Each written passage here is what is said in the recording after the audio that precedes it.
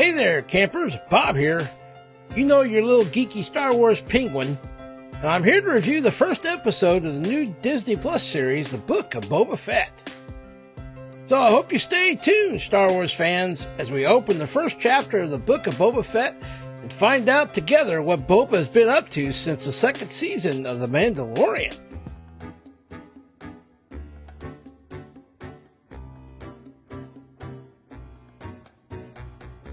You're listening to Penguin Thoughts.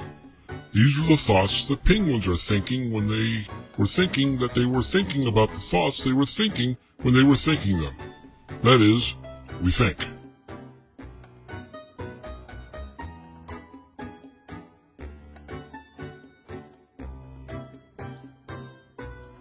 There are so many iconic and awesome characters in all of Star Wars, but in my opinion, one of the most mysterious and iconic was that of Boba Fett. We first saw him come to life in live action way back in Empire Strikes Back as one of 6 bounty hunters commissioned by Darth Vader to capture the crew of the Millennium Falcon. Back then, Boba was a man of few words, very mysterious, and stood there like an iconic Clint Eastwood type space outlaw. Well, fast forward to the present. With the new Disney Plus series, The Book of Boba Fett, we can see some of the old Boba, as well as some things that have changed about Boba. And we'll get into it here. But before then, spoiler alert, this review of Episode 1, A Stranger in a Strange Land of The Book of Boba Fett, will talk in depth of the new series, and if you haven't seen the episode, I urge you to consider going and watching the episode first, then come back to this review. You have been warned. So first thing the episode opens with is a panoramic shot of what used to be Jabba's palace at Mos Espa on Tatooine. You see the throne room inside, the hallways, and then finally we find Boba Fett in a Bacta tank laying there just healing. And apparently somewhat sleeping maybe.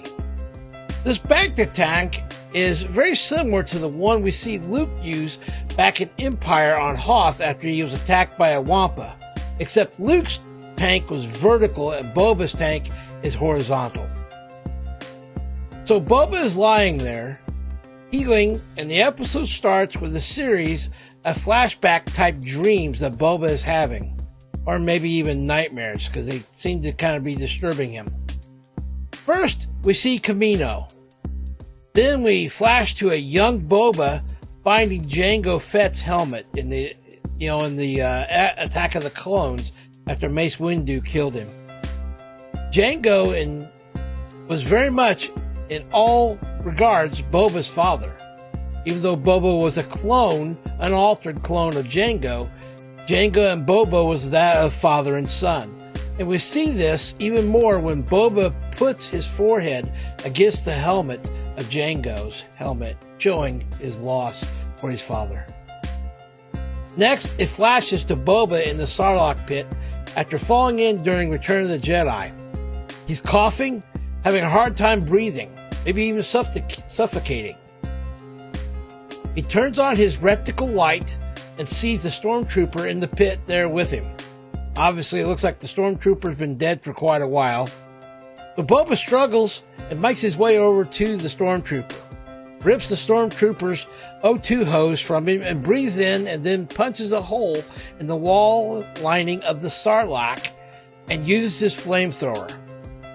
Next thing we see Boba popping up from the sand on the surface while saying the words, "I can't." And once completely on the surface, he collapses where he emerged. I will say this for Boba. He still seems like he is hard to kill. A real survivor, no matter what happens or what he thinks or can or cannot do, he just does it anyway.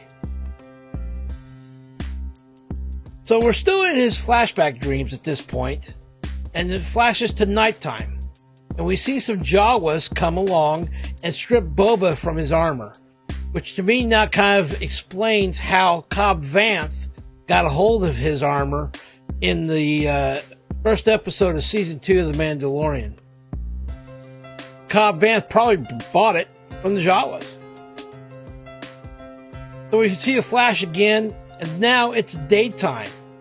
And we see Tusken Raiders find Boba still laying there unconscious from digging out of the Sarlacc pit, just outside that pit, and near the crash site of Jabba's sand skiff at the end of Return of the Jedi. The Tusken Raiders turn over Boba, they bind his hands with rope, and give him a couple of drops of water from this little squishy bug type thing. Then they get him up, they drag him walking behind a caravan of bantas by the rope. Boba eventually cannot keep up and collapses and is eventually dragged on his back the rest of the way back to the Tusken Raiders camp. Then we see a cut to the title and episode title. Kind of reminds me of what it looked like with the Mandalorian. Except for obviously it was different music, but still the same type of style of, cut to the Book of Boba Fett, then the title of Stranger, Episode 1, Stranger in a Strange Land. Next, still in the dreams, we see Boba tied up to a short stump, and a bunch of Tusken Raiders are beating the snot out of him, while the chief or leader of the Tusken Raiders is seen in the distance by Boba looking at him near the tent, and the chief is just standing there sipping some water. Finally, Boba is knocked unconscious, only to wake up at night, still tied up to next to a fire, with what appears to be a red Rodian, the same alien species as Greedo was.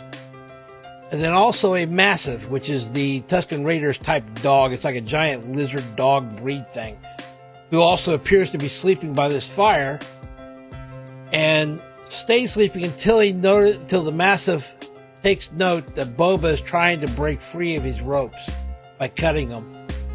And then he wakes up and starts eyeballing him pretty good. Like he's going to come, if Boba doesn't stop, he's going to come after him. Meanwhile, the Rodian over there is just completely scared off his gourd about all this.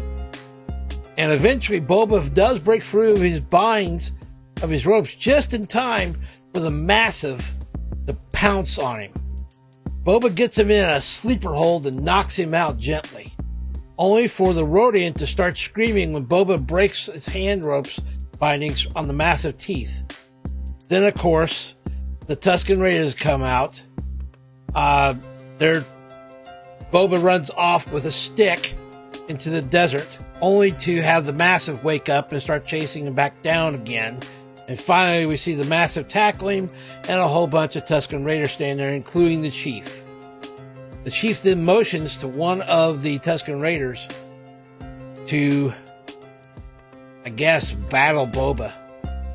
So the Tusken Raider draws his gaffy stick, the Gatterfee, I call it a gaffy stick, and he fights Boba when eventually he knocks the small stick out of Boba's hand and knocks him down to the ground, so that the Tusken Raiders then have him back in custody. Of course, they take him back again to camp. It's at this point that we see Fennec Shand say, "Wake up, boss." Then Boba wakes into the Bacta tank. The tank empties of the Bacta fluid, and Boba gets out and gets dressed. Says to Fennec, the dreams are back. Next, we see some droids helping him get dressed in his armor, which to me looks like a pretty cool scene, where they're literally helping him get each piece of his armor on. Then, of course, at the very end, we see Boba put his helmet on, just kind of like that iconic movie heroic stance look, except for he's not a hero, really. But nevertheless, then we cut to Boba being on Jabba's old throne, which Boba took from Bib to Fortuna, who took it over when Jabba was killed by Leia in Return of the Jedi. Nevertheless, we still see it kind of as Jabba's throne. It was his empire and so forth. And Boba sees it that way as well, because he talks about that later in the episode. Then we see, at this point, a whole bunch of people coming in to pay tribute to basically the new head honcho, Boba Fett.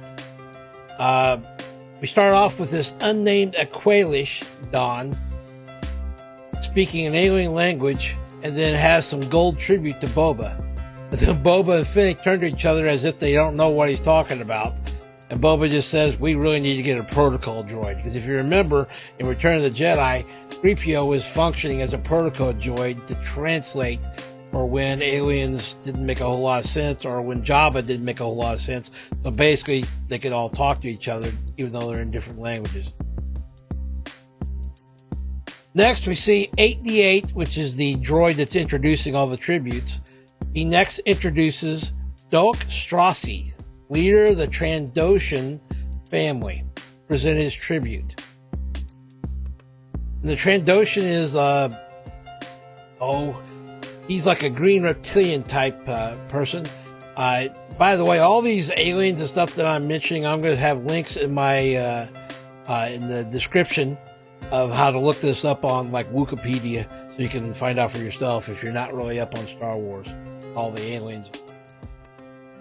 So anyway, Dolk Strassi is there, and Boba finds it kind of weird because since he used to work for him as a bounty hunter. And so then I think that's probably, and I think Finnick says that Doc is probably feeling weird as well. He presents Boba with a skin, what looks like from a Wookiee, and pays tribute to him and says, welcome new Daimo. As Doc leaves, he then turns to Boba and says, may you never leave Mos Espa. And I find it kind of funny that Boba comments that even a Trandoshan, when he pays a compliment, it always ends up sounding like a threat.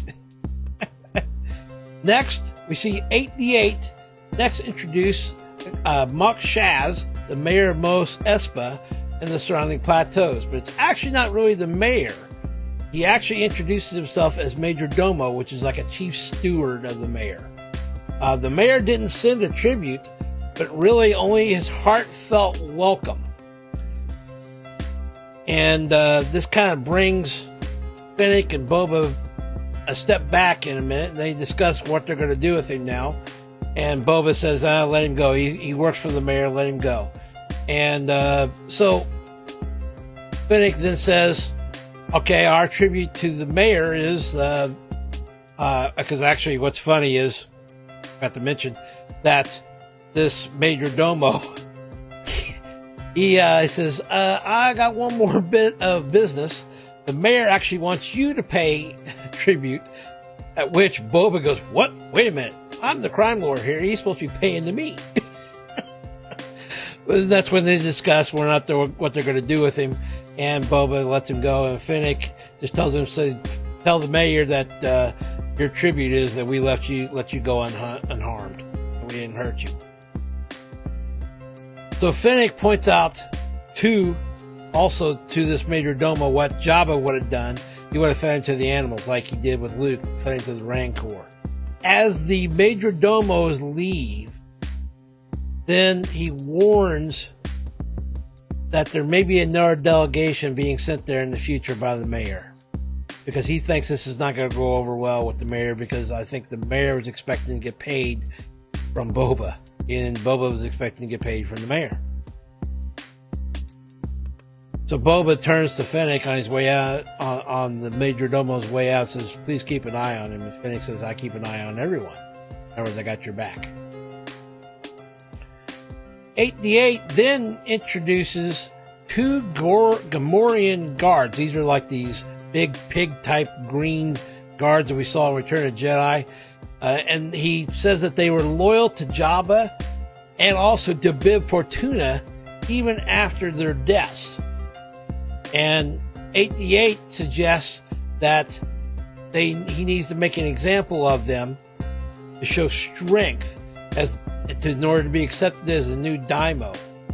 And says you need to torture them or kill them. And Boba says, I won't torture or kill them. Instead, he stands up and turns to these two Gamoran guards and says, "If I spare you, will you be loyal to me as you were to your previous owners?" And they both bow down on one knee, showing loyalty. And Fennec says, "This is a bad idea."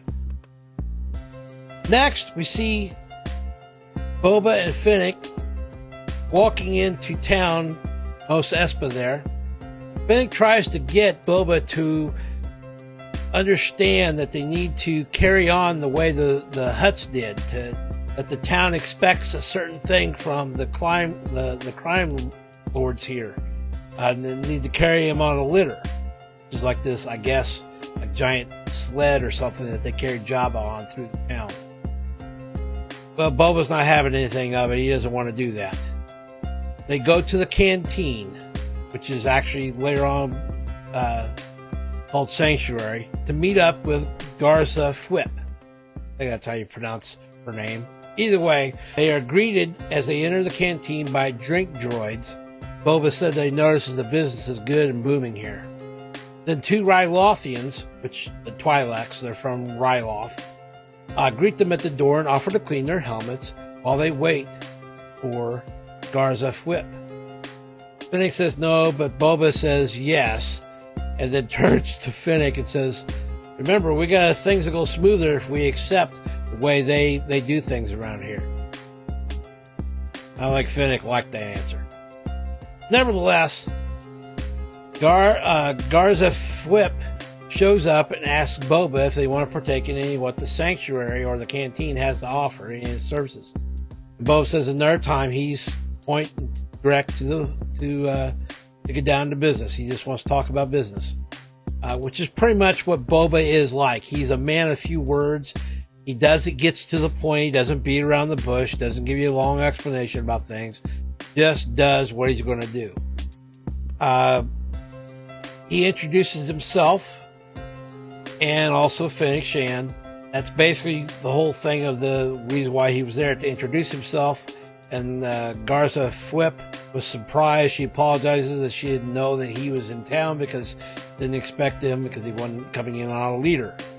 And Boba says, "I like to walk on my own 2 feet."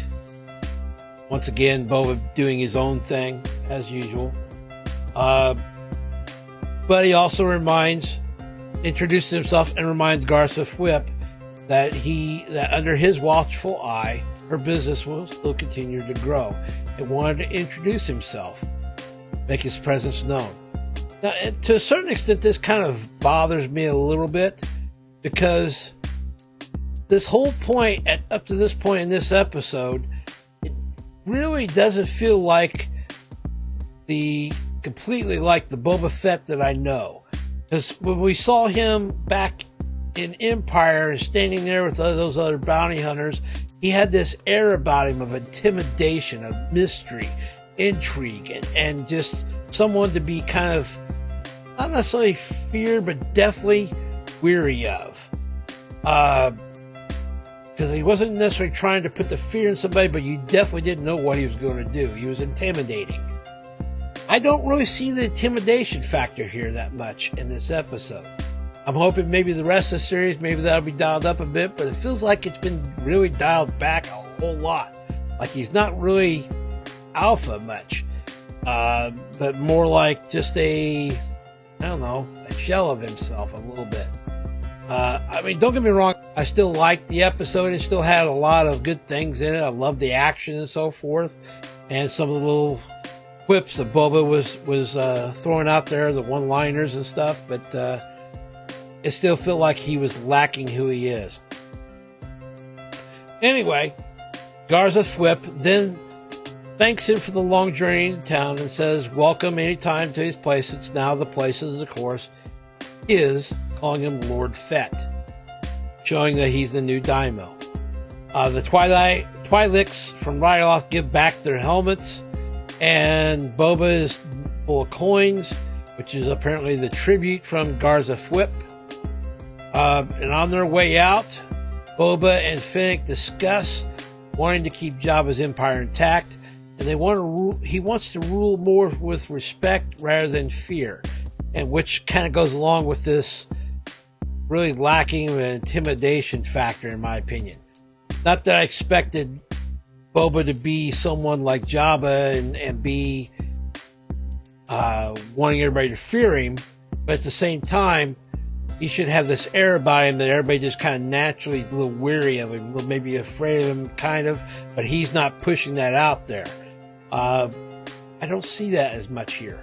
They quickly, it takes like maybe only a few seconds outside the canteen, they get ambushed by what looks like about 8 or 9 assassins, which are carrying energy shields and electrified short staffs. Boba fires his blaster from one of his gauntlets and knocks a few of them back. Boba tries to use, once again, they reform back up the circle around him with the energy wall, using their shields like an energy wall. Boba tries, once again, break free by using his leg to help Fennec boost up and try to knock a few of them back. Still doesn't happen. Then all of a sudden, we see out of nowhere the Gamorrean guards, the ones that Fennec was leery of, come and help out, and they attack the assassins and break them up, protecting Boba. And then next thing you know, we see a free-for-all and breaks out into chaos. Boba grabs a hold of the electrified short staff of one of the assassins and takes it from the assassin, knocking him to the ground, then hits him off camera with the electrified short staff, which I thought was kind of cool. There's some of the old Boba I'm used to seeing. Boba then gets attacked by another assassin with an electrified short staff and gets injured and is on the ground. He's kind of hurt. I guess he's not like he used to be. He's a little bit older now. Assassins finally start to flee, and then a couple of them start climbing up the building, and Boba shoots one climbing up the building with a gauntlet blaster, killing one of them. Once again, it's kind of that contrast of, you see an older Boba that's kind of less reserved, and more reserved, and then yet also you see the Boba I know that just shoots and does what he needs to do to get the job done. And then in classic Boba, less words is more fashion, yells, "Fennec, alive," meaning take one of them alive. So then Fennec chases 2 of the assassins and does a bunch of parkour, which is really kind of cool. Kind of takes me back to when I used to play Star Wars Jedi Academy Knights 2 or Star Wars Battlefront 2, where actually you can run around in the Mos Eisley map and you can run across the tops of the roofs and things like that. And that's what's happening here. Fennec is chasing them, finally catches up to them, and grabs one of the electrified short staffs from one of the assassins. Realizes he only needs one, so he shoves the other one off the ledge. And then, of course, takes the other one back. Then next we flash over to seeing the Gamorrean guards, those green giant pig guards, help Boba back to the palace, back into his Bacta tank, clothes and all, where we once again flash to more flashback dream. And finally, the episode kind of wraps up with a series of a little bit more flashback dreams, where we see a young Tusken Raider poking Boba when he's tied up to that short stump again. I'm wondering if this whole thing is maybe some type of rite of passage for this young Tusken Raider, but we'll get into that. Because a young Tusken Raider unties Boba and also the Red Rodian prisoner and drags them out into the desert with the Massive following behind. Drags them in chains where they're also chained together, and also the ropes and so forth. Then they eventually end up hiding behind this dune after walking a little while, where we watch these thugs on some speeder bikes raiding a moisture farmer and stealing water and burning things and so forth. And then they also, you see 1 or 2 of them paint this JL logo, what looks like a J and an L, a capital J and capital L next to each other on a dwelling, before speeding away. Now, I do know that there was a Jabba's swoop gang led by a guy named Giz, but those are swoop bikes, not really speeder bikes. These are speeder bikes. I don't know if that's the same thing or if this is something completely different. Either way, I'd be curious to find out in the later episodes what that JL logo really means and who are these raiders, these thugs, these biker thugs that are attacking that moisture farmer. Anyway, we pan back to the young Tusken Raider who walks a little bit longer with Boba and the Rodian, and then eventually forces them to dig for water pods. And the whole time the Rodian is finding them rather easily, where Boba is not so much. Then finally we see Boba finds one and cracks the pod open and starts drinking some of the water. The young Tusken Raider comes over to start to hit Boba with his little stick. Boba catches the stick and grabs it from him, and then the young Tusken Raider insists that he give the pod back. So Boba hands the pod to him and says, I want some water, kind of like asking for it. But then instead, the young Tusken Raider kind of plays him and dumps the water out of the pod on the Massive, to the Massive's mouth there, drinking it instead. Even though Boba was kind of asking, which it's just kind of odd because it just, to me, once again, it doesn't feel like Boba. I don't think Boba would actually be asking that. He would be like taking that stick and then taking the water. At least the Boba of old would. Because once again, he's a survivor. He's very intimidating. He does what he does what he needs to do to get the job done. At least that's been my experience of what I've kind of gleaned from who Boba is as a person. Anyway, back to this. Later on, we see the young Tusken Raider and the Massive both asleep.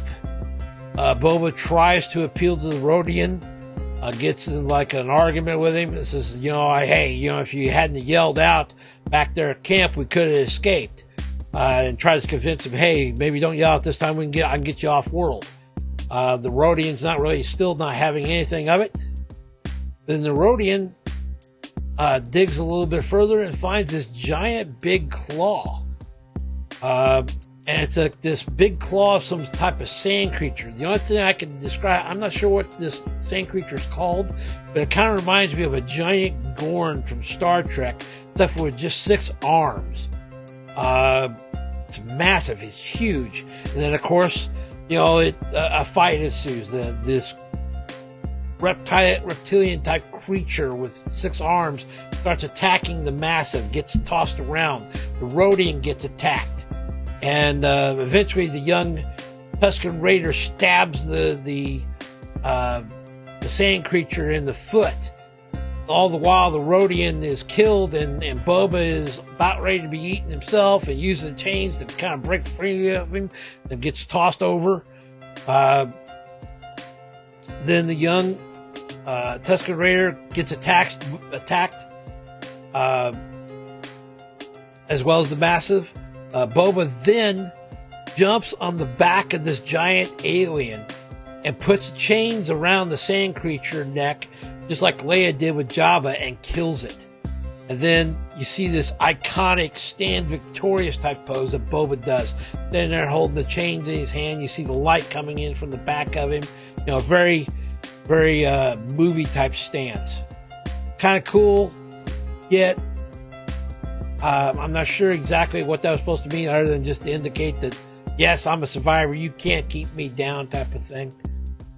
Then we see them back at the Tusken Raider camp, where, of course, as usual, the young Tusken Raider parades around the sand creature's head as if he did it and Boba had nothing to do with it. Boba doesn't say anything, being classic Boba. He's man of few very words. And he's following behind the young Tusken Raider as he ran ahead, carrying the stick, and then the Massive is behind him. The chief then comes out of the tent, notices what's happening with the young Tusken Raider, like he's past his rite of passage type of thing, and instead goes over, to the youngling, goes over and stands alongside Boba, and then hands Boba a water pod to drink, as if to indicate that, yeah, we're no longer enemies, you're not my prisoner anymore. I know silently know that you actually did this and not the youngling. Thank you for bringing him back alive, type. And then that's when it ends. The episode ends.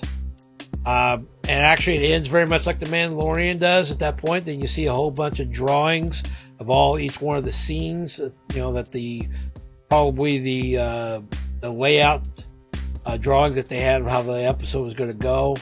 It shows that it was still written and created by Jon Favreau and Dave Filoni as executive producers and so forth. And even the music was still created once again by Ludwig Göransson, like it did in The Mandalorian, who created the title of the Mandalorian theme. I guess at this point we'll find out what happens next to Boba in the next episode, and find out what happens between him and the Sand People, the Tusken Raiders, that chief, as well as what's going to happen to him, because the episode ends with him still in the bacta tank. If you remember, this is all just a flashback dream that the last part of this was. So it feels like he's having to get more and more healed up. Like maybe that Sarlacc pit really did a number on him. I don't know. I mean, the whole time he's in there, the thing's digested him. It takes 1,000 years to digest someone, if I remember correctly. Star Wars lore. Nevertheless, we'll see what happens next. There you have it, Star Wars fans. First episode of the Book of Boba Fett. Overall, I did like the episode. Just felt as if it was not the same Boba Fett I've come to know over the years. Maybe this is because he is older, maybe because he's wiser, or because the Sarlacc pit has taken its toll on him. Maybe not just physically, but also mentally. He doesn't seem to have that intimidation factor I expect. He's still a man of very few words. Well, I guess we'll find out more about how Boba is as the series goes on. I would be curious, however, though, to find out what your thoughts are on the first episode of the Book of Boba Fett. So feel free to share your thoughts and your comments on the episode in the comments below. Anyway, I hope you found something useful or at least entertaining in this review, and I hope you come back to check out more of my reviews and many of the other great crazy penguin content on this channel. If you liked what you watched or listened to here, I hope you will hit that like button and subscribe or give me a follow with a fish to show your support of this little geeky Star Wars penguin. And as always, I'm the geeky little Star Wars penguin named WhataboutBob, and I'm out the window because the door is shut. And may the fish be with you.